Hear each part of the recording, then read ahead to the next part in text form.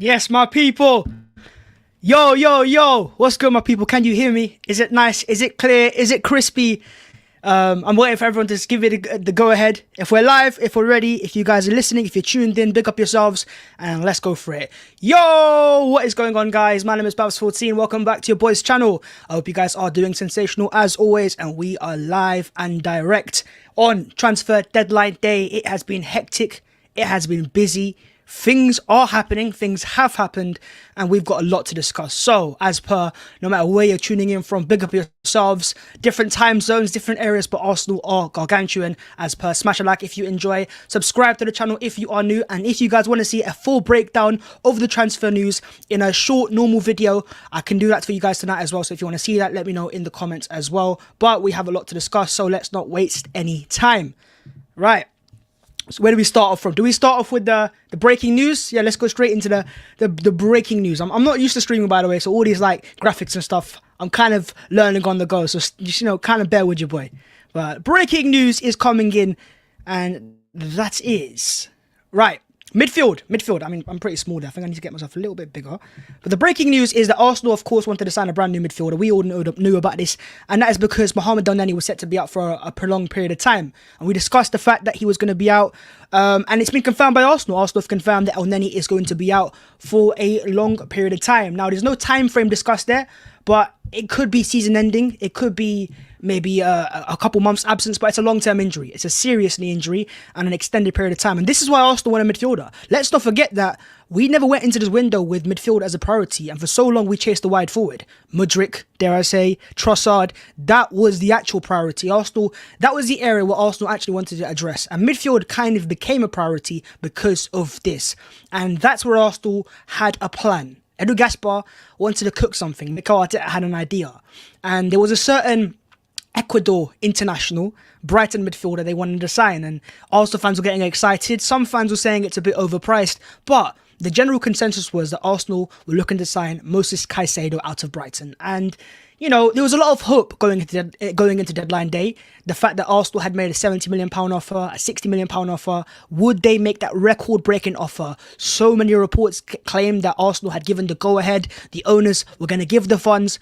Well, let's just say, it's been a bit mediocre in that sense, in terms of Moises Caicedo. Nothing's actually really happened in that behalf. It all started off, there was actually a little bit of hope that we were given, and as I say, it's the hope that kills you as an Arsenal fan. This morning, at UK time, 7 a.m, there's a reporter called, I think his name's Jack Talbot, and this was the news. This was the news that we all saw. A lot of Arsenal fans saw. It went viral. 3.6 million people saw this news, and it was his understanding that Arsenal had lodged a third bid for Moises Caicedo, a club record, a huge payment as a one lump sum. A deal had been agreed. Arsenal fans got very excited because, Arsenal fans are detectives. They saw this news, they went into the guy's previous history of his reports, and he was looking very reliable. I think he was followed by Fabrizio Romano, David Ornstein, so he had the co-sign of some big journalists. And to be honest, in the past, his work has been pretty spot on. But in this specific occasion, it wasn't meant to be. Because despite the news that Arsenal had reportedly agreed a fee, other Brighton reporters confirmed that it was false and that nothing had been agreed, and the Brighton weren't going to change their mind. And that was it. They didn't want to sell Moises Caicedo. The stance was going to change. And Arsenal, no matter what they put on the table right now, unless it was an extortionate amount of money, we're talking £90 million and beyond, Brighton weren't going to accept. And let's just have a little conversation for a second. Do you believe, hand on heart, that Moises Caicedo is worth over £75 million?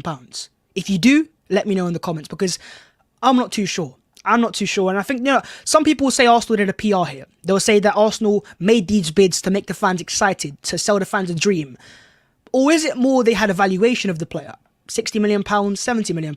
And in that aspect, they decided this is the max we're going to go to. If Brighton want to do a deal in this window, we're going to put the money forwards. If they don't, we're going to have to look to alternatives. But honestly, I don't believe Caicedo is worth £80 million. And I say that in the sense of experience. The guy's made less than 30 league appearances. And maybe Mikel Arteta sees something special. And I see something special as well. So many fans see something special. But £80 million, when you've got potentially Enzo Fernandez, who's a World Cup winner, going for 120. I could see Arsenal's intent. They wanted to sign Caicedo with a summer plan. They fast forwarded it, and maybe he was a Mikel Arteta target in the summer transfer window. Then they thought, okay, out of him and Declan Rice, who can we sign right now? Okay, it's Caicedo. Let's go for him now. Get that deal done if possible. They put the money forwards, but Mr. Tony Bloom, the Brighton owner, has always said he's going to be stern. Some fans thought it was going to be a bluff. Others thought maybe, just maybe, if we put a certain amount of money forwards, it might have happened. But sitting here, I think an hour before the deadline, the deal's not happening. And this was actually confirmed by the main man himself, Mr. Fabrizio Romano, who says the Caicedo deal is completely off and there's been no further talks that will follow. Brighton have never changed their stance, no intention to accept the 60 or 70 million pound proposals, and the plan has always been to keep Caicedo. And Arsenal will soon announce Jorginho. That is the midfielder that Arsenal have turned to, but the Caicedo transfer saga is over. No to Moises Caicedo. It's a bit annoying. It's, for some people, very annoying. But I'm mixed. You know, as an Arsenal fan, you're kind of frustrated. You're kind of angry. You know, Arsenal gave us a little bit of hope. Mudryk and Caicedo were the two players they chased so much. They put money forward for them as well. And you just thought for a second, maybe, just maybe, Mykhailo Mudryk and Moises Caicedo were going to be the two level raisers. And to be fair to Arsenal, they have put money forwards. Let's not act like £80 million is just a cheap little offer. Arsenal, I don't think, have lowballed Brighton. I think Brighton just have a very clear way of operating. And all of their reporters have always said it, that they were never going to accept it. And Arsenal fans had the hope. And the hope is what kills. So no to Moises Caicedo. We'll talk about a potential summer move later on in this live stream. But we do have a signing. A signing of a midfielder. Confirmed, done deal. We got the here we go. Welcome to Arsenal. Jorginho. Italian international. Champions League winner. A Euros winner. He's a UEFA Men's Player of the Year of 2021. And he's now an Arsenal player. Yes, that is right. A transfer that came out of nowhere, as always, out of nowhere. Transfer deadline day, Edu Gaspar has hooked us up this Italian maestro. And look, I know, I've seen a lot of Arsenal fans that are very angry that they've got PTSD from Willian. They look at this and go to themselves, listen, oh, we're signing a Chelsea reject, or we're signing a Chelsea deadwood, and we're the retirement home, and how is this guy here going to help us win the title? I can see the questions and I can understand the concerns. You know, when you're given Caicedo, and you're then given the possibility of Caicedo, shall I say, and then you get Jorginho, it's like, you know, you give a kid the chance to get some candy and you give him some broccoli instead. You know, you're not really, it kind of is a disappointment at the time. But it's done. It's here. Jorginho has arrived, and as Fabrizio Romano said, it's a here we go. £12 million is the deal. Chelsea have accepted the conditions, and personal terms agreed on a contract until 2024 with an option for a further year. Arsenal have given this guy an 18-month contract. And that's very important to note, by the way. This idea that Arsenal have pursued Jorginho and he was their target is completely incorrect. He's an option that they saw on the market who's out of contract in 6 months, 31 years of age, and a player they see for the short term. And an 18-month contract says it's a short-term signing. Do not get it twisted. Jorginho will not be our long-term midfielder, our, you know, Thomas Partey replacement, or your competition, shall I say. He is just a short-term signing. An emergency signing. And I've seen some Arsenal fans against the signing, but personally speaking, if I'm being really honest, as much as I wanted Caicedo and some other names as well, I'm not against the signing. I'm not against signing Jorginho if it was him or no one. You know, is he an upgrade on Sambi Lokonga? Yes. Is he an upgrade on Mohamed Doneni? Yes, he is. And is he a good enough backup for Thomas Partey for 6 months? Is he not? Is a player that's played in the Champions League final, being named the UEFA Men's Player of the Year, won the Euros and was one of the star players for Italy in that Euro tournament, not good enough to sit on the Arsenal bench. Like, he's not going to be a starter. Let's get this twisted right now. He is not going to be a starter for Arsenal. When Thomas Partey's fit and available, he is going to start. This is a bench option. And as a bench option, is he the worst deal ever? Like, I've seen some Arsenal fans cry and the anger and frustration, and it's, oh, Arsenal have done it to us again. But on a deadline day, when you couldn't get your main target, you turn to Jorginho, who's got Premier League experience, and I'm seeing meltdowns. Is it worthy of a meltdown? Let's not forget, by the way, that back in the summer of 2022, when we made a move for Douglas Luiz, I saw more excited Arsenal fans for Douglas Luiz. And I get the fact that he's a younger player. I totally understand that. But is he better than Jorginho? As a backup?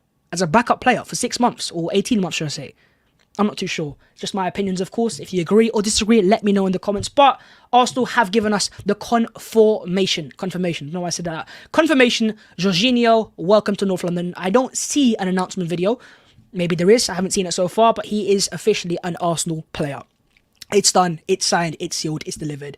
And I believe he has also given his interview, and Mikel Arteta has been speaking as well, saying Jorginho is a midfield player with intelligence, deep leadership skills, and a huge amount of Premier League and international experience. Jorginho says, all I can promise is that I'm going to give my all to represent this club. He's spoken. Jorginho has spoken and Mikel Arteta has spoken. And do not get it twisted. The role of Mikel Arteta in this transfer has been massive, and I see a lot of Arsenal fans having a go at Edu Gaspar. Mr. Gaspar, get him out of the club, and he's not good enough, and he's failed our club. And look, I can see the frustration. I can see why some fans are frustrated, to the fact that they've got a Jorginho. But Mikel Arteta wants this guy.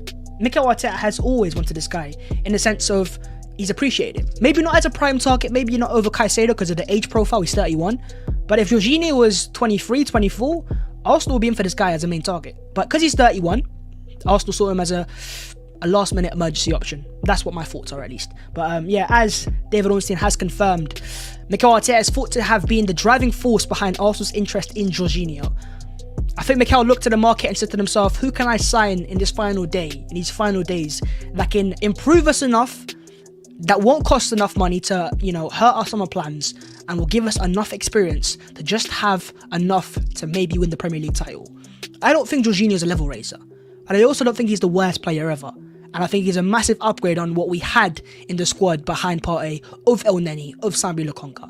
And if you break down the profile of Jorginho, you will start to understand there is slight reasons behind why Arsenal have turned to him. He's not just a player that they were offered and they took. He's a player that they saw as an opportunity, and they saw the profile and said, listen, of this market as it stands, he might be the player that we can turn to in this last minute, in this emergency. Get that very clear right now. Emergency signing. This is not a main target that Arsenal have been chasing for month after month. This is an emergency signing. A signing they've seen, they've taken, and now he's an Arsenal player. But Mikel Arteta, Jorginho has been speaking himself, and he's given his first ever interview. And he says, I know that Arteta tried a few times to get me before. It didn't happen due to other reasons, not because of my wishes. Mikel Arteta has wanted Jorginho in the past. During his time at Man City, I believe there's a very good quote from Arteta where he compares Jorginho, when he's still in Napoli, to Sergio Busquets. And that's kind of the profile that I classify Jorginho. I don't think he's as good as Busquets, because Busquets is an all-time great. But Jorginho is a regista. He's a player who's a dictator of play. He circulates the ball. He is not a powerhouse by any means. And I think that's where fans are concerned. He's not got the leg power of Thomas Partey to cover distances and win the ball back. But as you can see here, this is back in 2019 when Mikel Arteta was still a manager or coach at Man City. And he goes, our position has changed. There are teams that want to play with a single defensive midfielder, not City. Other teams that role is not as defined, as we are losing the idea of having one player, one who plays there. The Jorginho or Busquets type that I love. He's liked him for a long time. And when he saw the opportunity with the markets right now and the players that we had, he couldn't say no to it. He couldn't say no to it. And as I said, I'm not actually entirely against the transfer. Am I preferring him to Caicedo? Not a chance in hell. But looking at it right now, I think for what Arsenal could have done, I don't think it's the worst transfer. And I think actually, we'll see how it goes. I see a lot of people do this. They do this all the time. They rank transfers before the players played a single minute for the club. Let's rate the window out of 10 and give it 2 out of 10s. Go back to the summer of 2021. Go through the tweets of your favorite accounts, of yourselves, your videos, of content creators. Everyone said the signings of Ramsdale, Odegaard, Ben White, and so on and so forth were all flops. 0 out of 10. Arsenal were going to finish 8th again, and that team was not going to improve. How did Arsenal spend £150 million and not improve their team? Was being said by pundits and fans. Fast forward to 2023, Ramsdale's a starter, and he's class. Ben White's a starter, and he's class. And Martin Odegaard's a starter, he's class, he's oozing class, he's a captain. So before you judge players, before you make a sweeping statement, he's going to be a flop, and he's awful, let him play. Let him play. And in the case of Jorginho, I don't think he's going to play that many games. As long as Thomas Partey remains fit, Jorginho will not start for Arsenal. And he is simply a signing that in the Europa League that we have games, he can play there. In our second team, he can play there. And if in certain game states where Arsenal are trying to see out a game, once Mikel Arteta said a very good thing. He said, I think it was after the game where Arsenal played against Watford back in 2022. We need to kill the game off in that moment with 100,000 passes. What he was saying was when the game was at 3-1, Arsenal need to kill the game off by just keeping the ball. The best team in the league at doing that is Man City. We saw it against Arsenal in our last game. Arsenal were 1-0 down. They're trying to get some attacks going, and Man City just kept the ball ticking, just kept it moving. They kept it simple, and they're just so good at wasting time like that, and it's killing games off. And Jorginho is a profile that I believe in certain games, like we have used Mohamed Elneny. Jorginho is just a better version of Elneny. He is not going to be a duel winner, but if we're talking about passing numbers, if we're talking about keeping the ball ticking and just circulating the ball, I think he can kill games off very well, play alongside Thomas Partey. And listen, as I said, I'm not against the transfer. I am not against this transfer, and I need to make that very clear because I know a lot of people are very against the transfer, but I'm not so much. Just my opinion. What else do we have here? Well, let's just go through the accolades of Jorginho before people do call him a really bad player, because I've heard some really sweeping statements. I've heard this guy is he's awful. Well, if you're really awful, you don't win the Champions League, Europa League, European Championship, Super Cup, Club World Cup, Coppa Italia, 3-time FA Cup winner, 2-time EFL Cup winner, don't really care about the runner-up, should I say, and UEFA Men's Player of the Year, and 3rd place on the Ballon d'Or. This guy ain't no bum. Make that very clear. He ain't no bum. He might not be Thomas Partey. He might not be. He's not a bum. He is not a bum. Let's make that very, very, very clear. I do believe I've missed some super chats, which I'll go through right now. I'm sorry, I'm not looking at the comments. I'm just trying to talk on the video, so I do apologise. Sop my G, are we done in the market? I think so. Unless a player leaves or so, I don't see anyone else Arsenal signing in this window. I'll say that right now. But yes. Let me just go through the comments one sec. What wages is a very good question. What wages is Jorginho going to be on? I believe it will be on a similar wage to what he's in Chelsea. I don't believe he'll be getting a wage increase. I believe he'll be getting whatever he was. So whether it's £100,000 a week or in that range category. And to be honest, for 18-month contract, I also don't have a massive financial commitment. 18 months. So till the end of next season. That's all we've signed him to. And if he's decent, if he actually is a decent player, we've got the option to extend that by a year as well. In our choice. It's our choice. But as a short-term signing, I'd rather have Jorginho than no one. That's what would you rather have, right? Arsenal not sign Jorginho, keep Sambi Lokonga with Elneny out injured, and is that fine? Is that how you want it? Because I've seen people say that, by the way. I've seen people say they want to just let Jorginho stay at Chelsea. Let's just keep Sambi Lokonga. But when Sambi Lokonga plays a game and makes a single mistake, they're the first one saying, "Oh, he's awful. Get him out of the club." Relax, calm down. Mikel has a plan. Mikel has always had a plan, and we're gonna see how that plan works, and can it deliver title number 14. We have got plenty more topics, so stay tuned. If you haven't already, smash a like and subscribe as well. If you are new, the support you guys have shown me forever, it's always been there. So I'm not going to say it just now, it's always been there. Some of you guys are OG, some of you guys are new. It doesn't really matter. All of you guys are absolute legends, and I love you guys so much.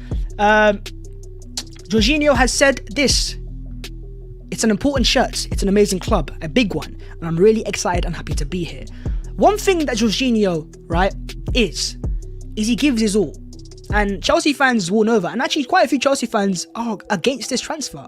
Speak to Chelsea friends, some people don't rate him, some people do rate him. Jorginho is a bit of a, what do I say, he's Marmite. He's a bit like how I'd see Xhaka at Arsenal back in the day, where Xhaka was seen as, you either love him, you hate him.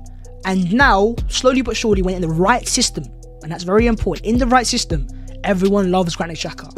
Jorginho's a captain. He was captaining Chelsea. I believe he was the captain of Italy. I'm not quite sure, but I think he has captained Italy.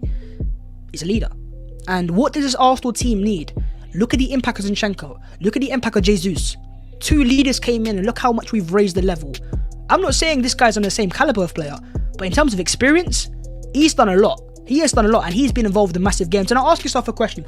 Big games towards the end of the season, title contending games, Newcastle away, Aston Villa away, Man City away, Liverpool away. These sort of games, you go and sign let's just say a Zubimendi, a player that Arsenal fans would get more excited about, and he comes and signs in. He has never played a single minute of Premier League football. To then go to Anfield and say he had to start a game there, it would be near impossible for him to thrive in that environment. Jorginho has been there and he has done it. It will not shock him, and he will not be fazed by it. He can handle the pressure. But I do get the concerns. I'm not going to make this transfer out like it's absolutely perfect, because it isn't perfect. And there are concerns to Jorginho's game, which, you know, we can go through bit by bit. But let's go through the profile of the player, because we love our stats on this channel. We all love the stats, don't we? The XGs, the expected goals, the field tilt. But today we've got the comparison. Let's start off with Jorginho's overall stats himself. So, as you can see, Jorginho ranks in the top 10% of midfielders in the entirety of Europe in terms of touches per 90 minute, passes completed, ball recoveries, passes into the final third, progressive passes, tackles and interceptions, and penalties converted. Does that look like a bomb to you? Is that worth 10 to 12 million pounds? Is that good enough to be a backup for Arsenal? Ask yourself the questions. Ask yourself that question. Because I keep seeing people acting as if Jorginho's coming at the start over Partey. I get it. If Partey was to get injured, not be available, there will be fans concerned. But which teams in the league have a backup player as good as Jorginho? Man City have Calvin Phillips, good player. Liverpool have who? Chelsea, I guess you could say they're gonna, if they sign Enzo Fernandez, we'll see what happens there. But United don't really have a backup behind Casemiro of the quality. As a backup defensive midfielder, number 6 option, is it any better than Jorginho in the Premier League? Have they got Enzo? Let me know. Have they got Enzo? Have they got Enzo? Babs, I've been supporting you since 3,000 subscribers. Last night I was waiting for you to post a new video. First 3 minutes it was posted. Love the content. Thank you so much. Appreciate it. Why has Arteta not signed Tielemans? Because he's a different profile.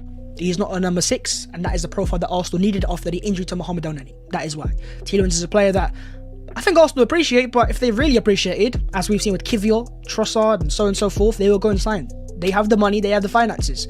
I think Tielemans is a player they always look at, they appreciate, but there might be some reservations there. Just like with Jorginho, well, that's why they haven't signed him up till this point.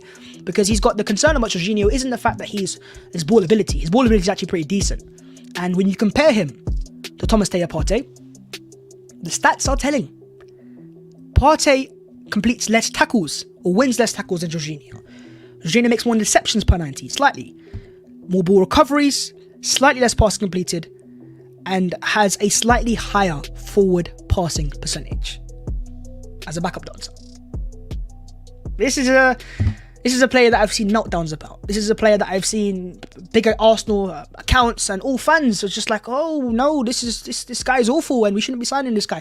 Ask Chelsea fans. I've seen so many Chelsea fans that I know they're not really biased Chelsea fans. They know football and they are hating this transfer. They are hating the fact that Chelsea are giving Jorginho to Arsenal. A Champions League winner, this guy is. He ain't no bum. Don't forget that. And I'm not going to say he's going to be a flashing hit and he's going to be the next big thing. But as a backup, I think he's decent. Let's compare him to the rest of the Arsenal midfielders. Now, in terms of games, Jorginho has played the most, less than Xhaka. He has the same amount of goals as Partey, 1 less than Xhaka. Assists, Xhaka has the highest because Xhaka's at 8 and Jorginho is a 6.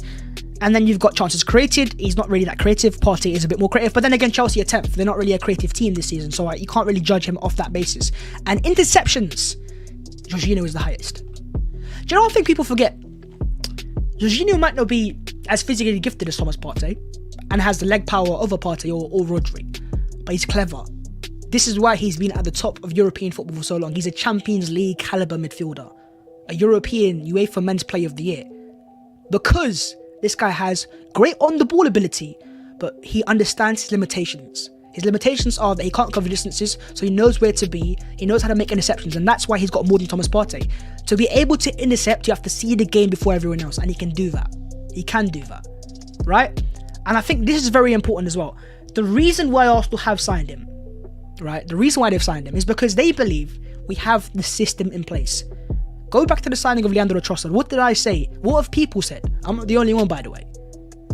Trossard thrives in different environments. He thrives when you play against a deep block. But you put him in a counter-attacking scenario where he's not got the explosive pace as Gabriel Martinelli, and he can't be as explosive. He can't be as effective. But in different game states, in different moments of games, Trossard is a useful profile, and he's devastating actually in some profiles, just like Jorginho. Give him an open space to defend, you're asking for massive, massive trouble. But If Arsenal are dominating and you want a player to just keep the ball ticking, circulate the ball, make incisive passes to the final third, get the ball into the final third players, there are very few players in Europe that are as consistently good as Jorginho at circulating the ball. And this is fact, by the way. Not an opinion, of facts, of stats, of videos, of years of watching him. Actually, I think I've got a tweet on my Twitter, which I actually said Jorginho would be an amazing signing for Chelsea back in 2019-18. So I've always rated this guy, but obviously at Chelsea, when he becomes a Chelsea player, you got to kind of have an agenda because he's a Chelsea player. But I think he's a good player. I don't think he's special, but I think he's a good player. That's my honest opinion on Jorginho. Let's compare him to another player, Moises Caicedo, a player that Arsenal might have signed, didn't sign, but would have cost us £80 million, or maybe 75, there and thereabouts, a club record fee. Let's compare. And by the way, let's not forget that in this season specifically, Caicedo is playing in a better team because Brighton are higher. Brighton are higher in the league. They're dominating games as well. And let's compare the average stats. Touches, Jorginho is higher. Passes, it's near equal. Ball carries, it's near equal. Tackles is near equal. Interceptions, it's near equal. Have Arsenal just gone into this with vibes, or have they actually seen the profile of the player and gone, you know what, he might not be the ball carrier of a Caicedo in terms of, you know, he doesn't have the legs of a Caicedo, but in terms of ball playing ability, for £12 million, it's not that bad, is it? Got a super chat here, says, Babs, love your channel, inspired me to start my own Arsenal channel. Any advice? If anyone is interested and wants to check it out, would mean a lot. Subscribe to my friend. It's always, good to see people starting content, and any advice would be, enjoy the process, because it is difficult. Be consistent, but enjoy the process. Trust the process, as some people hate to hear, but trust the process. Just trust in yourself, enjoy yourself, and you'll find your content and your audience. So best of luck, my friend. And with that, Kante was better. Now this is very important to know as well, right? This is very, very important. What's the audio? What's the wrong with the audio? Is the audio fine? Is the audio fine? I saw that. Anyways, Kante is very important to note because Kante is maximised Jorginho at his best. But there is one more thing, one more very important factor that people always forget about Jorginho, especially this season. Because this year Jorginho has not been amazing. He is not, right? But there was a time where he was noted as one of the best midfielders in the world, undoubtedly. And that was only a few years ago. A year or two ago, UEFA Men's Player of the Year. And there was a specific reason behind that. And I'm going to show you that right now on the screen. This was the reason. Thomas Tuchel. And I've got a bit of an opinion here. I believe that Chelsea have, in the current state, at this stage of their careers, downgraded their managers by going from Tuchel to Potter. Because Tuchel is a better tactician. He is. Potter might be a bit more fluid in the final third. He might get the attack going. But if we're talking about elite managers, one thing they all have in common is compactness. You look at Arsenal. There's one thing that Arsenal fans were concerned about Zinchenko when we signed him is, give him open spaces. How is he going to defend 1v1s? Well, Arsenal put him in a system, an environment to thrive. And as you can see, with Thomas Tuchel, when Jorginho was given the right environment to thrive, Kante alongside him, the ball winner, to cover the distances. The system, the way he can find the right players, is compact and he's not exposed. UEFA Men's Player of the Year. That is the quality of Jorginho when you give him the right caliber of players and system. And I believe at Chelsea right now, they don't have a clue in terms of their manager of what is their best system. They're still working a lot of stuff out. And that has cost Jorginho to be like not be as consistent. But I do believe he's been a starter for them. So he has started the majority of their games and he's doing their thing. Yes, I do, my friend. Yes, I do. My friends, if you have any questions, smash away. Babs, you smashed on a big 6. Thank you very much. Appreciate it. Appreciate all the love as always. Jorginho, got a comment here.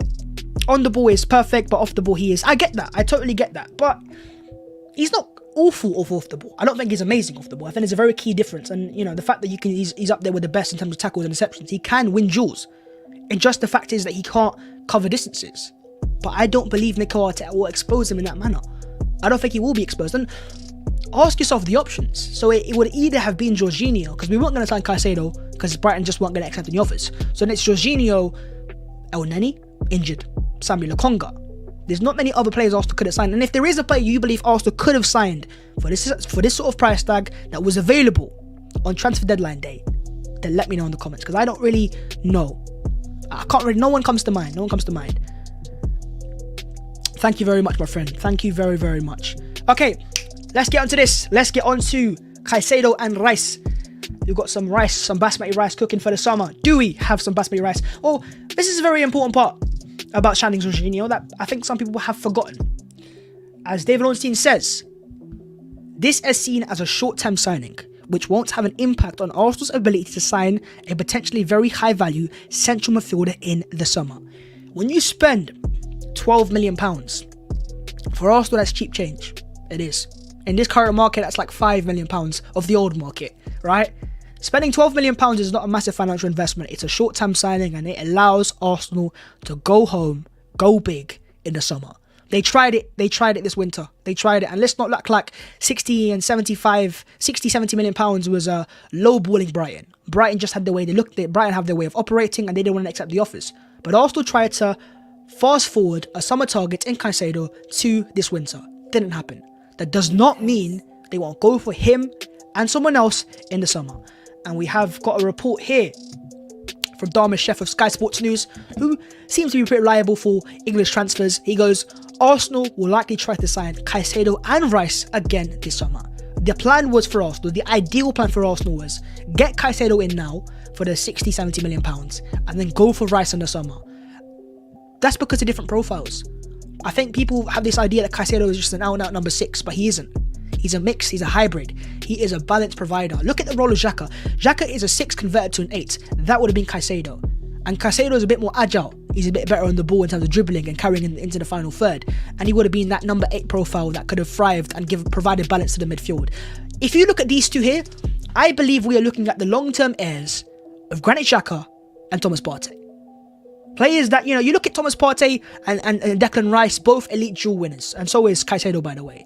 But Rice and Partey have this powerhouse team in common. They won't get bullied, right? And they're able to bully the defenders, bully midfielders, and impose themselves on the ball.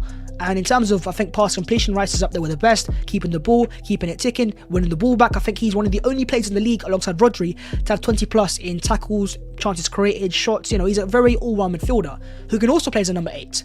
But I do believe the reason why they want to sign Declan Rice is because they see him as the long-term heir to the 30-year-old Thomas Partey, which isn't old, by the way. 30 is not old, right? But in the terms of football, with Partey's injury record, you have to look to the future. And when you've got an opportunity like this, man, you got to take it. That's not to say this deal is done, but the reports have all claimed Arsenal are confident. I'm not sure about the confidence because we've seen it, and every time you see confidence next to any report, you're never quite sure, because what does confidence mean? Have they been given a guarantee? Has something been said behind the scenes? I'm not too sure, but listen, he is the main target for the summer, and apparently he is as well. But this is the concern I have now, is what's Brighton's stance going to be in the summer? Caicedo will be available. They won't do the whole same he's not for sale, because he will leave. But Arsenal will want him. Will Chelsea want him if they got Enzo Fernandez? Is that deal done? I'm not quite sure. But if it is, then will they go for him? If they isn't, if they've got him, they won't go for him. But Man United might want a midfielder with Eriksen getting older and being injured. Liverpool might want him as well, but they might go for Jude Bellingham instead. There will be more competition in the summer, but hopefully his price tag drops, because honestly, I honestly say it right now, I do not believe Arsenal should be paying 70 to 80 million pounds for this guy in the summer. I think in this market, in this specific circumstance, you could have paid 70 and said, listen, we're fighting for a title. In the summer, the title race is over. Either Arsenal have won it or not, but this player is not worth that sort of money. He's probably worth, I'd say, 50, 60 max, right? When you've got 30 league games down to your experience, you're not worth 70 million pounds. I don't think so, at least. And definitely not worth a club record, but maybe in the circumstance also said, maybe we'll bite the bullet. We try to overspend in this market and try to get the player over the line. Still, Tony Bloom said no. But yeah, do you believe that Moises Caicedo and Declan Rice are the right signings that Arsenal should make in the summer and will level raise our team to fight for the title and, dare I say, the Champions League next season? We're going to be there, most likely. Jinx, touch wood. But yeah, Caicedo and Rice are the targets for the summer. We all know about that now. And we'll see who they go for first. But which one of these two do you think is the bigger priority? I believe it's Declan Rice, personally speaking. I think Caicedo is very good, but I think Rice has got more experience. He's slightly older, and I think he's got more to his game as well. But that's just my opinion. And I know you guys will have different ones as well. We also have another potential player. I don't want to say a target because nothing's been confirmed. But we're not just looking for a midfielder. We're looking for other positions. We're looking for level raisers now. I think Arsenal's project is now getting to this stage where whoever you sign needs to raise the level of the team. Not just a squad like Jorginho and Trossard are good squad players, but level raise the first team where Martinelli's scared for his position. And there is a player that might be available, as according to reports. Talks have totally broken down between Rafael Leao and AC Milan over a new contract. The players' camp want to change the release clause from 150 million euros to 70 to 80 million euros, says Gazzetta dello Sport. I don't know how reliable this report is, but I think I've seen some other reports alongside it. Right now, Leao is discussing a new contract with AC Milan. They had been confident, but it looks like things could be stalling. I'm not too sure. As I said, I'm not actually gone over more reliable reports, so I can't give you any sweeping statements. But if he is available in the summer, should Arsenal go for it? Now, I say this because we've got Gabriel Martinelli, but can I be completely honest? Watching Gabriel Martinelli play out wide recently, I honestly believe he might have a future down the middle. I can see the way he dribbles with the ball, it's amazing, but I think he's most dangerous when he's central. And he can cause chaos out wide, but I always just look at him now and I go, he's getting bigger in terms of his size, his physique, and I think he might have a future as a number 9, and I think, dare I even say, a front three of Leao, Martinelli and Saka would be sensational. But it's a dream right now. It's not happening, as we know of at least. But keep an eye on it. If he is going to leave AC Milan, if he is going to be available, we can pay the money. We can pay that sort of money. But if he's worth that sort of money, different scenario. But is Stan and Josh Kroenke going to fund the next title charge? Because this title charge is now over to Jorginho, Trossard and Kivior, right? But let's talk about the business that we have done so far before we go back to the future. These are the signings or the business that Arsenal have done in this January transfer window. Signings in Leandro Trossard from Brighton, £20 million. Jakub Kivior from Spezia, £18 million. Jorginho, Chelsea, £12 million. It's not that bad. We've not spent that much money. We tried to sign Mudryk, didn't happen. Todd Bowley lost all composure. We tried to sign Caicedo, didn't happen. Tony Bloom didn't want to accept. But while I don't think we've raised the level of the team, because I don't think these are all level-raising signings, I do believe Arsenal have raised the floor of the squad. Because if you look at this here, this is a lovely little graphic that someone has made, which I'm going to try to find once again. It is the Arsenal squad. Now, the first team, we know how good it is. This is, of course, counting Jesus when he's back from injury. But look at the bench now. Matt Turner, Jakub Kivior, Tomiyasu, Kieran Tierney, Jorginho, Emile Smith-Rowe, Fabio Vieira, Leandro Trossard, and Eddie Nketiah, expecting him to be on the bench if Jesus is back. That could obviously be flipped around as well. But the point is, look at the options that Arsenal now have when everyone is fit and available. The squad's getting there. The squad is getting there. Slowly but surely. There aren't that many players there that I look at and say to myself, we need to replace them. They really aren't. That squad is getting there.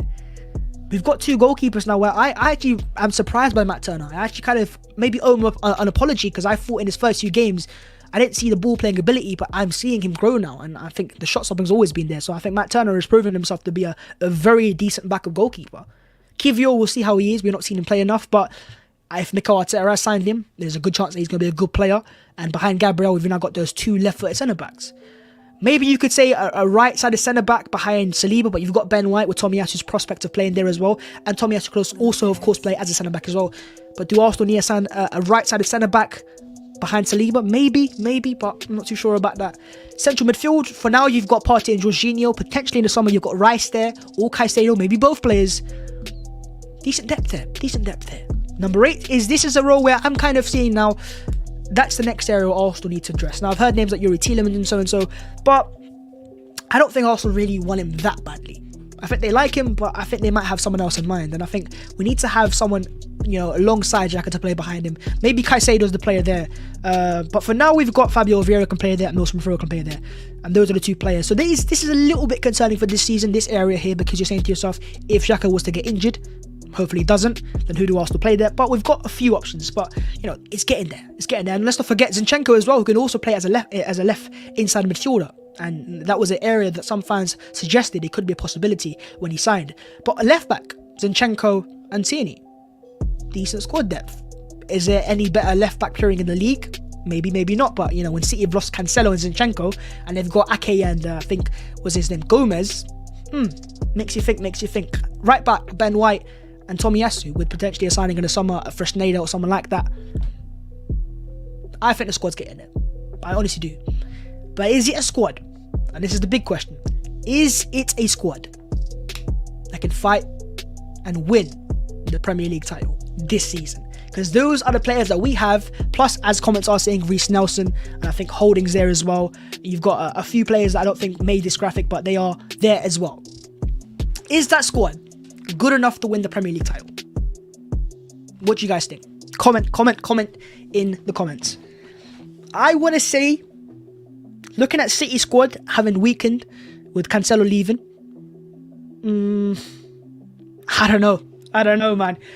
I kind of don't want to jinx it, because if I say anything now, I just, Arsenal fans, the hope that kills you. But honestly, looking at the bench now, we've got options. If we need to slow a game down and kill it off, you can bring on Jorginho. If we need to add a bit of attacking depth, quality, a bit of a different profile, add some pace in the attack, you've got Emile Smith-Rowe, Fabio Vieira, and Leandro Trossard. And then Eddie Nketiah or Jesus I should say. It's a decent striking pairing. Right wing is the area now.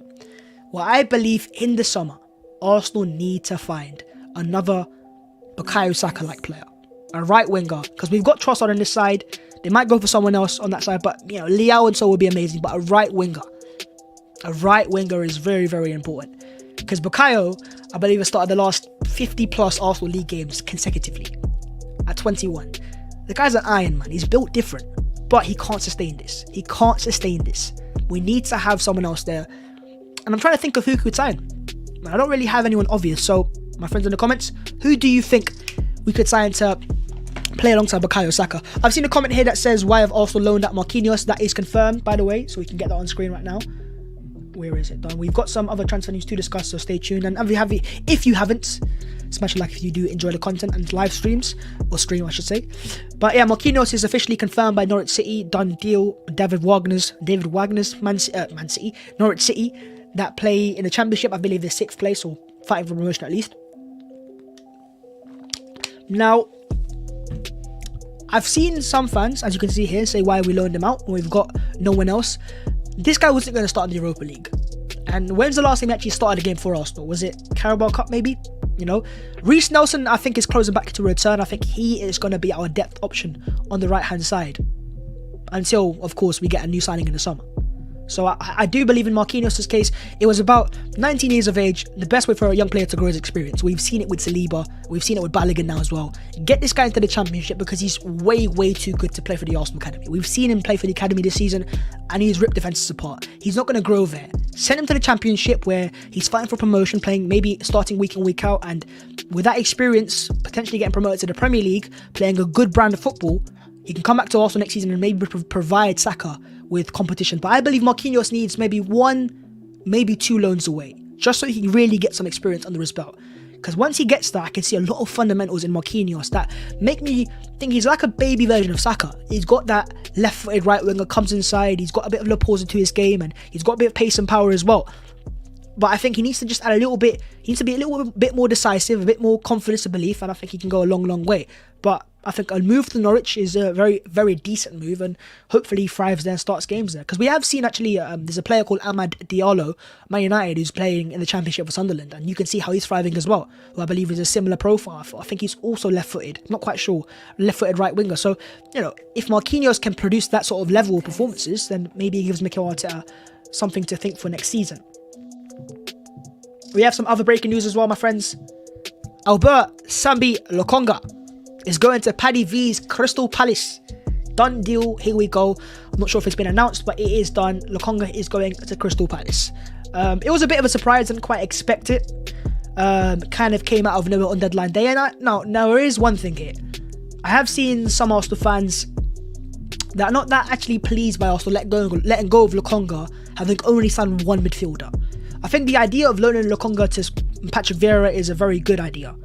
But having not signed another midfielder, are we kind of short there now? Especially with El Nenny's injury being long term. If he can return before the end of the season, it's a different scenario. But right now, behind Partey, we've only got Jorginho. one player. So I'm not sure, but I think if Arsenal were to get another injury midfield behind, dare I say, Jorginho and Partey, I think they might be a bit more creative. Maybe Zinchenko could play there. Maybe you can have Xhaka play there. Kiwior has also played as a defensive midfielder. But hopefully, fingers crossed, we never get to that stage and Jorginho and Partey are the rotational options for now. But Samuel Lokonga is going to Crystal Palace. What do you guys make of this? Comment. Because I'm for this, man. Because Patrick Vieira, of course, is a world-class midfielder. We know about that more than anyone as Arsenal fans. And I think working under him, he could learn. And listen, I've seen a lot of fans give Samuel Lokonga so much stick. Get him out of the club, he's not ready, and nicknames and all these kind of things. But there's potential there. There really is potential there. And I think every game he has played on the ball, I have always seen potential. His concern has been off the ball intensity. He's not intense off the ball. He can cover distances, but he's not really aware enough. He's not got the awareness of Partey. But that is something that he can grow with experience. And working alongside Patrick Vieira, who's one of the best in the game in terms of defensive midfield, he can learn a lot. So I really think this could be a very good loan move, and I don't want to see Arsenal fans write off Samuel Lokonga like he is this bum as well. I think he's a player that isn't ready to fight for a title. But is he a good enough player for Arsenal? If needs be, yeah, but he's not ready to fight for a title, and I think he needs to move away just to have a different space, different environment for a bit, learn under Patrick Vieira, come back to Arsenal next season, and we'll see from there, because there are teams that want him, and those teams that want him are decent teams as well. So I think this is a good move personally. I really do. We also have some other breaking news, and that is on Cedric Soares. It's not really breaking, but we know it's happened. He is going to Fulham, as they say in Goal, the movie Goal. If you watch that movie, you know about that. But Fulham are getting Cedric Soares on a loan transfer, and it's very important to point out they are going to cover full salary of Cedric Soares, which I believe is a reported £100,000 a week. Yeah, that's right. Cedric Soares was fleecing £100,000 a week at Arsenal. Kia Jarabshin is a mastermind, because he is, of course, his agent, a super agent that I think he was Mikel Arteta's second ever signing. Our first was, of course, Pablo Mari. But listen, I think he actually has been I want to say a decent servant. I don't think he's been amazing, but I also don't think he's been awful. But he has had some games where he's been awful. But he was never going to be the quality that Arsenal need to fight for a title. And now that we have Tomiyasu and Ben White, we don't need him. Out he goes. I think it is a straight loan. There is no option to buy, if I'm right in saying. And I'm not quite sure when his contract expires. Let me know in the comments. I think, is it this summer or is it next summer? But his Arsenal career looks to be coming to an end. It's over. So best of luck to Cedric at Fulham, and I've got nothing against him. And it's going to be a little bit sad not to see Cedric in the Arsenal celebration photos, and especially if we do have a certain number 14 in our hands at the end of the season. But listen, good vibes player. He did a little job here and there. Best of luck at Fulham. But Cedric is gone as well, and that is, I believe, the Arsenal business in total. I don't believe there will be a late surprise or a late madness, should I say. But this is the business we've done. Lokonga, Marquinhos out, Cedric loan as well, I believe, and Jorginho, Kiwior and Leandro Trossard in. Is that enough to win a title? Do you know what I want to say on a title race, right? Looking at the squad graphic one more time. Where's it gone? I think what I see here is a team that can win a title. I do. I really believe this team has shown that he has the consistency, the character to go and win the Premier League title, and the quality more than anything. Are the bench options good enough? Let's just say if a game where Martin Odegaard isn't available, injured, whatever, can Fabio Vieira step up? Well, there was an example this season against Brentford where Odegaard was injured. Vieira came in, scored a banging goal. So I think he can step up. Big questions towards Emil Smith-Rowe. Big questions towards Emil Smith-Rowe, because we've not seen him this season at all. He's played a few games since returning from injury, but right now he's picked up another, I think, muscular injury, which is not really ideal. But can he be the ESR from last season? Because that's 10 league goals, by the way. Emil Smith-Rowe off the bench, a fully fit and firing Emil Smith-Rowe, and you're saying to yourself, that's a very good option. But is he going to be the same ESR? And more importantly, where does ESR play?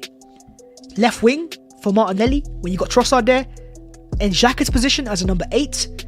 Is it right midfielder? Is it right number 8? Where do you guys think is the best position for Emil Smith-Rowe? Where do you think so? Because I really think, I'm trying to think, I don't know where right now. Because I don't think he really starts with a Xhaka, because he's a different profile, he's more attack minded. He's not a wide forward like Gabriel Martinelli. He's not got that pace and power, but he is more, I guess, he's more of a dribbler. He can float with the ball. I think he's more of a number 10 playing out wide. Martin Odegaard's role, some people have given that suggestion because he can rotate with Bukayo Saka, and I maybe want to see that here and there, but Odegaard's going to have that role locked in. There's no chance that Arteta drops Martin Odegaard. He's his captain. He's arguably our best player. Where does Emile Smith Rowe fit into this team? It's actually a pretty good dilemma to have, because last season he was an out-and-out starter, and now he's gone from an out-and-out starter to third choice. That is squad depth. And I think the only few players that are left in his team now, in the squad that we have, I believe Rob Holding, Reece Nelson, players like that have uncertainty over their future. But there's not that many other, I'd say, respectfully duds. You know, the players of the past eras, the Mustafis and players like that. Players that we just knew were at the quality. I think these players on the bench have potential to grow. And I think it's a pretty strong bench. It's not Man City, it's not Mahrez, Bernardo Silva. But talking of Bernardo Silva, I have seen some reports that Bernardo is not that happy at Man City. Now, I'm not sure if he's going to leave them in this window, but having just lost Cancelo, who also had a bust-up with Pep Guardiola, there have been some reports, which I'm going to get up the screen right now, that Bernardo Silva isn't that happy. Now, I'm not sure if it's done yet, but this was a report that came out earlier today, saying that he has decided to leave Man City like Cancelo, and he wants to leave to Barcelona. From the reliable Gerard Romero, Mr. Thinks It's Happening. If he's going to Barcelona, that's big. That's really big. I actually want to know if it's done, because I'm trying to look for it now. Let me know in the comments to anyone that can find it. We have got confirmation here, by the way, that Albert Sambi Lokonga has signed. There he is in the beautiful colours. I shouldn't say beautiful colours, should I? But that's drip. That's drip, bro. That is drip. But yeah, Sambi is a Crystal Palace player. Ice cold. No smile. Let's see if he performs there. But yeah, has Bernardo Silva gone to Barca? Has he gone? Has he gone to Barca? Or is he going to Barca? Because, that report there is pretty reliable. But if he was to go to Barcelona, trouble. And not for Arsenal. João Cancelo, Bernardo Silva are two integral parts to Pep Guardiola's team. Take them out of that. You lose two big characters, experience, and no replacement. Trouble, Pep. I smell some trouble. Good luck to Sambi. This is a good shout, by the way. Forgot about this. False 9 for Emile Smith Rowe. Very good shout. Emile Smith Rowe is a false 9. I don't see it happening now when you got Eddie Nketiah in the room, who is, there's always trouble when Eddie Nketiah is in the room. But, yeah. Emile Smith Rowe is a false 9. I think it could be an option. I don't think it's the standard option, but I think it could happen. Are we at the deadline now? We are 15 minutes or so away from the deadline, by the way. So, I don't see Arsenal signing anyone, by the way, but we have got our business done. And to be fair to ourselves, it's happening. Is it done, by the way? What's happening with Enzo Fernandez? Can someone let me know if Chelsea have signed Enzo Fernandez? Because I don't really know. He's staying at City, at least for now. Even if he stays at City, I think to myself now, yeah, it's done. So Enzo is done. Is it done for now, though? Yeah, well, it's crazy. Enzo Fernandez. But what do we think about this? Chelsea and financial fair play. What do we think about this? As an Arsenal fan, are you jealous of Chelsea and their owners spending this sort of money? Mudryk, João Felix, Enzo Fernandez. Or are you kind of looking at them going, these guys have no plan, and they're just kind of buying players like a career mode? Because I've seen both sides of it. I can see Chelsea having a plan and not having a plan, but Enzo Fernandez to Chelsea.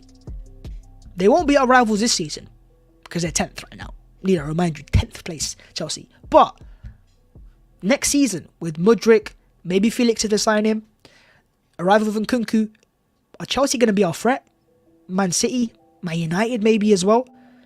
But I'm not quite sure how they're doing this. And I think people keep saying it in terms of Chelsea. But Todd Bowley is being aggressive. And I think because he signed Chelsea with no depth, because I think the government put it to one side, he's now spending free will. And Enzo Fernandez, Mudryk, Felix, Badashil. I think there's one more as well. Is there anyone I'm forgetting there? But yeah, wow. David says he's not jealous at all. Don't forget to like, guys. Yes, please do like if you appreciate the content. Try buying young players and pray it works. See, this is actually a very good point. This is a very good point. They pay what the seller asks. I don't think that's the best strategy, because there will be a point where Chelsea can't sustain this amount of buying. They can't spend this sort of money. Bowley can do it now, but give it a year or two, it has to slow down. They will have to sell players, or they have to even the books, right? And what you've done now is you've told the entire world that if you really want a certain amount of money, eventually you'll get it from me. And this is one thing that Arsenal do have over teams, is they don't really spend stupid money. They don't really do it. And if they believe a player's not worth a certain valuation, they won't pay it. Bowley paying nearly 100 million euros or 88 million pounds for Mudryk, then spending 120 on Enzo Fernandez. I think it's a pretty... It could bite them in the arse. It could bite them, because in the future teams will now know that these guys have money and they will pay the money, and maybe he'll get bullied. So listen, Chelsea are doing their thing. I'm just watching from a distance, but they're giving us Jorginho, and that's what matters to me right now. That is true. I don't think Chelsea will be a threat right now. Same with Chelsea trying to buy the Premier League title. Mikel's got a plan. Mikel has got a plan. And do you know what I do want to say is, even though Chelsea are spending money, let's not forget that Arsenal have also spent money. Not just in this window, I'm talking about they have money to spend. And I think this summer transfer window is going to be gargantuan. I don't know why I said it in that accent, but it's going to be gargantuan. Maybe Liao, potentially. It's just an option right now. But these two here, Declan Rice, Moises Caicedo maybe. And cool, we talking about maybe not a title charge, but a Champions League charge. Because I really can confidently say right now that Arsenal will be in the Champions League next season. Don't want to jinx it, of course, but I think if you can't say that Arsenal will be in the Champions League now, then I don't know when you can. But in the Champions League next season, are these two the signings that Arsenal should be making? Or are there other names? Jude Bellingham is a player that will be available. I think 100 and something million pounds though. But Bellingham as a number 8 under Arteta. Don't give me ideas. But I think Mikel Arteta will have his plan. And don't be surprised if these two, there's someone else. There is someone else, because the players that Arsenal have signed aren't always the players that fans want. We've seen it with Ramsdale and Ben White, and it's always a surprise there with Kivior especially as well. Arsenal have options, but these two here, can they help us compete in the Champions League? Because it's gonna happen. We're gonna be in the Champions League. I'm saying it with confidence. It might bite me, but I'm saying it with confidence. Chelsea just wasting. Yeah, this is gonna be crazy, because they're gonna be in the Conference League next season, and they're gonna have a squad worth £1 billion to sign. Vlahovic, Rafinha, Martinez, Caicedo, Mudryk, Koundé. Edu keeps failing us again and again. People need to wake up. Now, I do understand the frustration. I really understand that, because there's some very good players there. But each of those players, apart from, of course, Caicedo, maybe you could say Jorginho now, Arsenal have signed other players, apart from Rafinha as well, I should say. You've got no Vlahovic, you've got Jesus. No Martinez, you've got Zinchenko. No Caicedo, you've got Jorginho now. No Mudryk, you've got Trossard. No Koundé, you've got Ben White. Arsenal so far have been hits, their signings they have made. So until it gets to the point where Arsenal's signings they make that are the plan Bs aren't working out, I think as fans you kind of have to give Arsenal a bit of credit as well, in the sense of they've made some very good signings in the past few years. Right now we can trust them. It's not like the Arsene Wenger latter years or Emery years where Arsenal were making failing signings. And we've made expensive signings in the past. Nicola Pepe was one, and I remember the excitement. I remember the fans that were believing that he was the next big thing, and we've been there, we've done it, and it didn't quite work out. And in fact, if you look at the most expensive signings ever, a lot of them have been flops. And actually, if I get it up there, transfer markets, I'm gonna get up right now, right? Most expensive signings, and I think a lot of them will be Chelsea players now with the signings they have made. Let's go Premier League specific, because it'll be a better example. Right, these are the most expensive signings in Premier League history. Let's come back for a sec. Grealish, flop. So far, I don't think he's been worth £100 million. Lukaku, utter flop. Pogba, flop. He never won a title, and I don't think he ever fulfilled his potential. So I don't think, I think he's a top player, but I think at Man United, it was held back. Lukaku, again, flop. Mudryk, will see what happens with him. Anthony, so far, I've not been impressed, but, give him some time.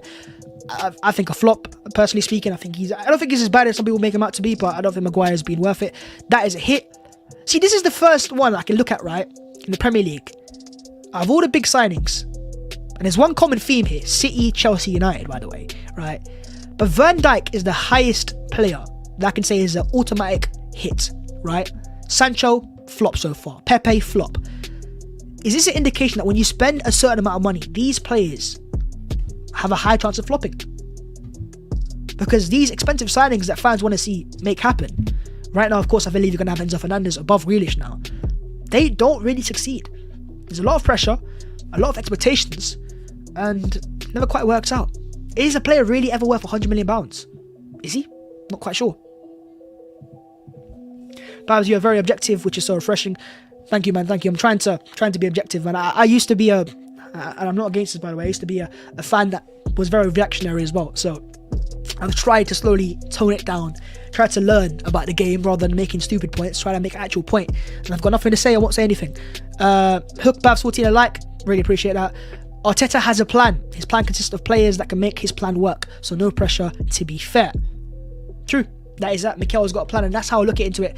We have got 8 minutes left of the transfer window, and I want to ask once again that if you guys do want to see a video tonight, if not tonight, maybe tomorrow, but tonight specifically, on Jorginho, a proper breakdown of why Arsenal have signed him, what makes him the profile that Arsenal need, then let me know down below in the comments, because I will try to make it happen.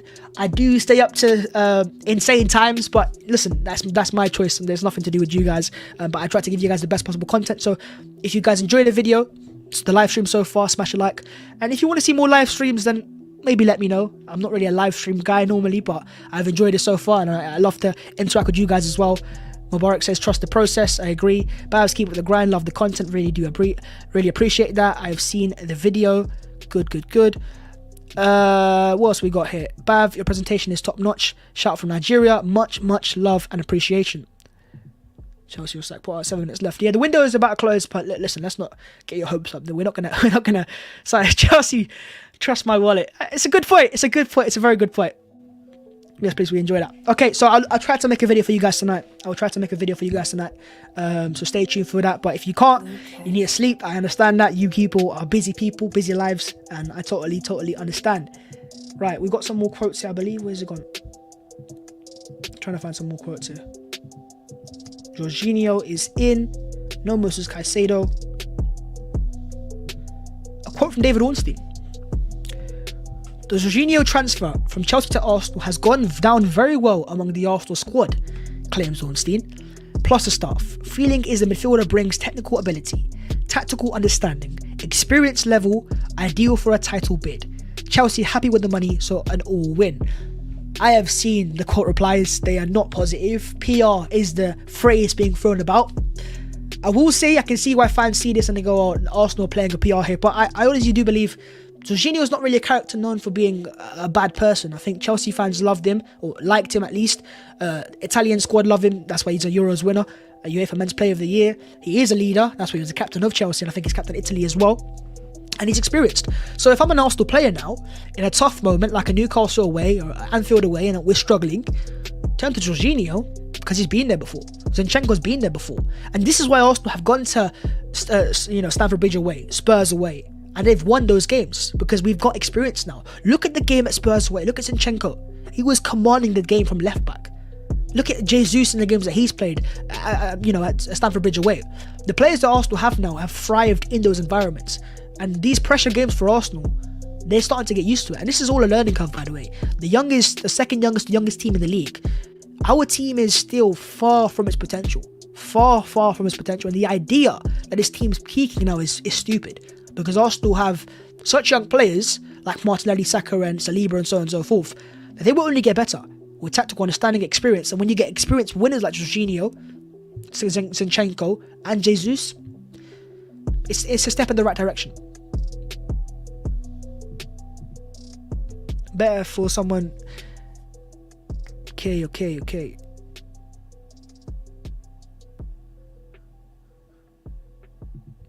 Klopp won trophies, signing captains, leaders. Arteta is making the right choices. I think this team needs this type of experience now. It needs this type of experience now. We've gone so long with the young players. I think now to add the final pieces, especially for this season, adding experience isn't the worst thing you can do. It really isn't. Okay. I'm low-key scared of the rise of Newcastle. What do you think, Babs? I agree. I am scared as well. I don't know if they've won tonight and you've got to the Carabao Cup final, but Newcastle are organised, they've got a tactical plan, and they don't spend money stupidly. They spend money with a plan. And Eddie Howe's doing an amazing job. So look at next season now. United will get better. Ten Hag, I believe, is a very good manager, and I believe they will spend money. I don't know where on, but they will spend money. Chelsea, you can't count them out now. You know, if Chelsea are not fighting for a title next season, Graham Potter deserves to be sacked. You can't get this level of funding and not go and fight for a title. It's impossible. So Chelsea will be there. United will be there. Newcastle for a title, maybe a little bit too soon, but you never know. You never know. No one expected them to be in the Champions League places at this stage. So, you know, maybe, just maybe, City will be there. They always are there. Liverpool, you'd expect to return as well. And then you got Spurs, who, I don't know. Spurs are just Spurs, right? So I don't think Spurs will be there. But there's quite a few teams there that can fight for a title next season. And Arsenal have got their hands cut out, or the work cut, I should say, sorry. And that's why it's so important to sign the right players in the summer. So if I was to give you right now £200 million, let's just say, to spend in the summer, which I believe Arsenal might look to spend because we will have money to spend, what signings should Arsenal make for that £200 million? For me, Declan Rice has to be one. I just think that has to be one. The experience, the caliber, the quality, yeah, it makes so much sense. And I think he would level raise the squad, the team as well. And for the long term, he's a future-proofing midfielder. Caicedo, I'd set us a price limit. I don't think Caicedo's worth more than 50 to 60 million pounds. And then I think a right winger is important. Who that player is going to be, I'm not quite sure. This is why I was always so confused about Mudryk, because Mudryk's an amazing player, but he's a left winger, and I think we need more of a right winger for Bukayo Saka. So keep eye on Yeremy Pino, Pedro Neto. But there's not really that many wide forwards. Michael Olise is an option, maybe. Michael Olise has got a €30 million release clause in his contract, a £30 million release clause. Wilfried Zaha will be a free agent, maybe him, but he's more of a right winger. The names of Yuri Tielemans will always be there until he signs for another club. But the comments are coming in. Leao, Rice, Caicedo. I'm seeing Jude being thrown about. Diaby is a very good shout. Play on both sides. Yeah, a Saka sub is very important. A player, not just a sub, by the way. Let's get out. A sub is one thing. You have to have a player that can compete. This is why I love Trossard, but I believe that we might have to sign another a left winger in the future that can really take on Martinelli as well. Because I think Trossard's amazing, but I don't think he's... hopefully I'm wrong, by the way. I don't think he's a level raiser. I think he's a very good player, but he's got slight limitations like Jorginho has as well. And I think we need to find... that's why Mudryk could have been so good, because he can do both. He can play against a deep block, but he can also go up against teams that give him space and be lethal on the counter-attack. But he plays for Chelsea. Matoma, very good shout. But again, a left winger. Having signed Trossard, do you want another left winger? And he would be expensive, and we know how Tony Bloom works. But we've got Ben White from them, we've got Trossard from them. It is Matoma and Caicedo, the next two players to Arsenal for Arsenal to sign. Diaby, I do believe, is a good shout. Bellingham, Rice, Leao, unstoppable. I mean, if we were to get Jude Bellingham, which I don't think we will, I don't know, maybe Mr. Stan and Josh have different plans, but Jude Bellingham in the Champions League as a left-sided number 8 with Rice behind him. Okay, let's relax. Let's relax for a second. Let's just relax. Let's relax. We've got super chat here I've missed before, so I'm going to read it out now. I have 10 friends that support Chelsea, all from different countries. All of them are happy that Jorginho is finally gone. Don't know what to think. Chelsea fans have hit and miss opinions on Jorginho. The fans that I speak to like him a lot. The fans that, obviously you speak to don't like him as much. Jorginho is a bit of a Marmite player. He's a bit like Xhaka, I'd say. Some people love him, some people hate him, but ultimately in the right system he can thrive. And you don't become the UEFA Men's Player of the Year, win the Euros, and becoming the team of the tournament if you're an average player. I'm just saying. That was last year, by the way. It wasn't 2, 3, 4 years ago. That was like last year, or there and thereabouts. If you give me £200 million, I'm gone and never see you again. Fair enough, man. Fairs. Gnabry. No, I don't see that happening. Bowen or Gnabry would be fair. I don't think Gnabry would happen. I think Sane, again, more of a left forward. I don't see happening. Is that Kvaratskhelia? Yeah, I think he's more of a left winger again, though. Diaby scores goals. I think Diaby is a player to watch. I think really looking at it, he's a profile that could work. But obviously you enjoy fish and chips. I don't like fish. It might be unpopular. I don't like fish. I don't mind chips, but I don't like fish.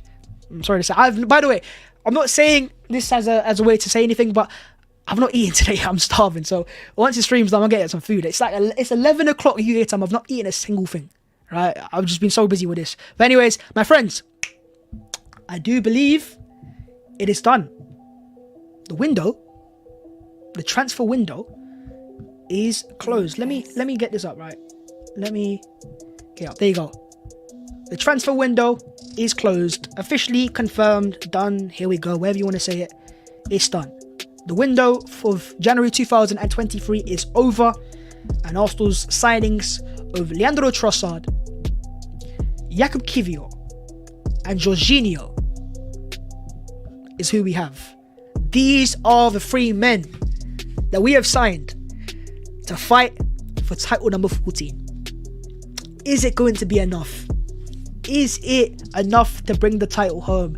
Can we continue the title charge alongside Man City? It's an ask.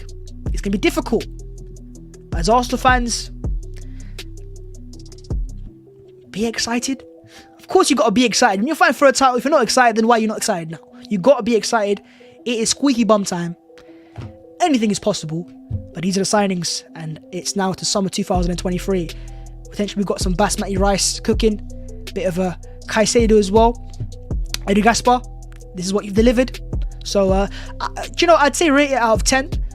And you can rate it out of 10 if you want to, but I honestly believe that we have to see these players play first.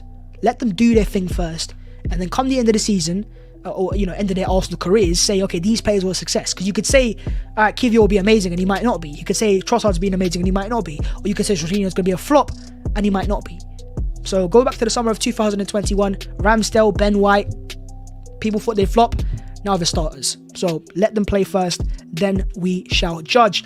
My friends, you beautiful people. I believe that is that.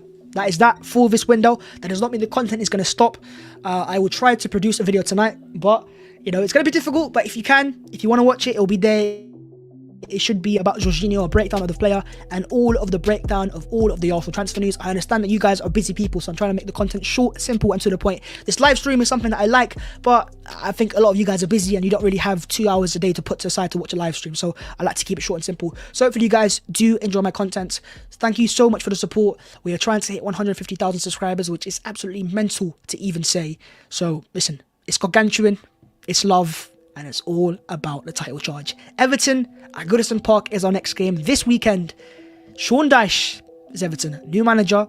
Goodison Park's never easy, so that's the focus. Stay tuned as always. Smash a like if you have enjoyed this stream. Thank you so much for your support.